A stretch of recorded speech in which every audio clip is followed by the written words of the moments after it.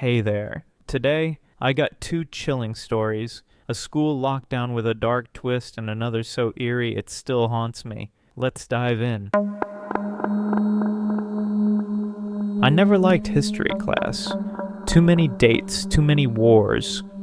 That morning I was slumped at my desk, half listening as Ms. Carter explained something about the Industrial Revolution. My notebook was open, but instead of notes I was sketching some random designs. Half gears, half monsters. I remember checking the clock. 10:42 a.m., 18 more minutes until the bell. Then the intercom crackled. Attention all students and faculty. A pause. A little too long. We are now in lockdown. This is not a drill. Silence. At first, nobody moved. A few people exchanged looks, waiting for the usual darnest-kidding follow-up. But it didn't come. Ms. Carter's expression changed instantly. Her usual calm, patient look was gone. She rushed to the door, locking it with a loud click, then turned off the lights. Away from the windows, now! That's when we knew. Something was wrong. We scrambled toward the far wall, pressing ourselves against the cabinets and bookshelves. My heart was pounding, and judging by the silence in the room, so was everyone else's. And then, the first gunshot, muffled, distant, but real. Someone gasped. Jake, the guy sitting next to me, tensed up. He looked at me, his face pale. Another shot, closer. Miss Carter, crouching near her desk, pulled out her phone. I could barely see the screen light up in the darkness. She was texting someone. Her fingers trembled. The hallway outside was silent now. No footsteps, no voices. Then a knock on our classroom door. Software slow. 3 taps. I held my breath. Ms. Carter shot us a look, shaking her head. Don't move. Another knock. Then the door handle turned. Locked. Thank God. But whoever was outside, they didn't leave. They just stood there, listening. Then in the silence, we heard it. Scraping. Metal dragging against the floor, like someone was pulling something heavy or sharpening something. A girl, Rebecca, started quietly sobbing. Someone else reached out to comfort her, but their hands were shaking too. Then boom. The door slammed against the frame. Hard. Once. Twice. Miss Carter flinched, my stomach dropped, and the footsteps, walking away, slow, deliberate, fading. But the silence didn't last long.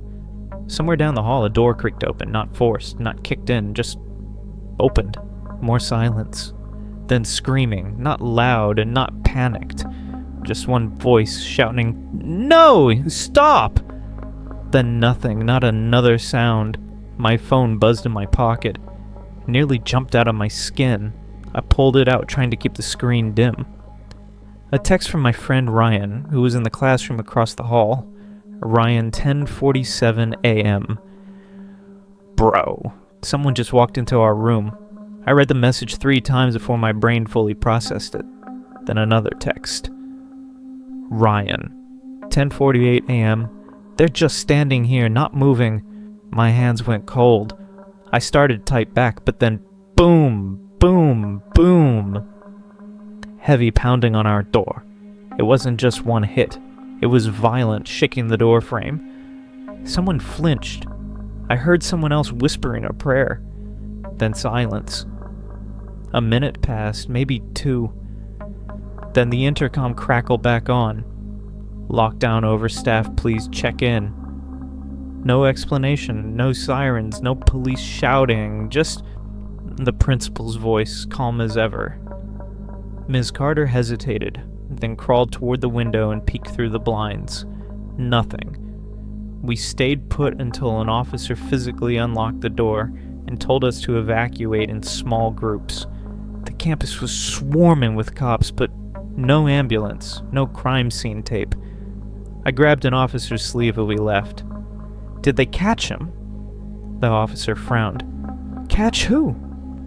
I stared at him. The guy, the one trying to get in. His face went blank. Son, no one was inside the building. I turned to Ms. Carter, expecting her to back me up, but she just looked at me like she had no idea what I was talking about. And that's when I realized something. I checked my phone. The texts from Ryan? They were gone. Not deleted. Just never sent. And when I saw Ryan the next day and asked him about it, he just frowned and shook his head. Dude, I wasn't even at school yesterday.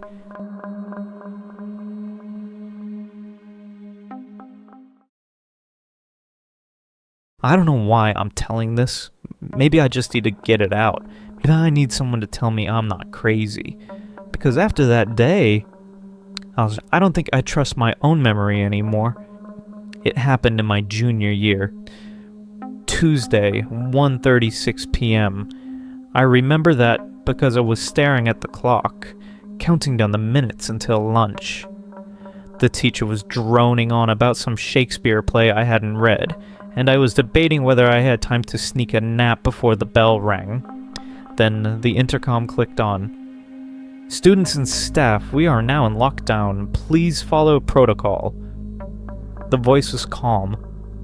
Too calm. We had had lockdown drills before, but something about this one felt wrong. Ms. Hendricks, my English teacher, froze mid-sentence. Then without another word, she walked quickly to the door, locked it, shut off the lights, and motioned for us to move. Phones away, stay quiet. Chairs scraped as we hurried to the corner farthest from the door. Some people whispered nervously. Others were already texting their parents. I pulled out my phone and started typing a message to my mom, but then I heard something. A noise from the hallway. Not footsteps. A dragging sound. Heavy, slow. It moved past our door, then stopped. Someone or something was standing right outside. The door handle turned. A girl next to me stifled a sob.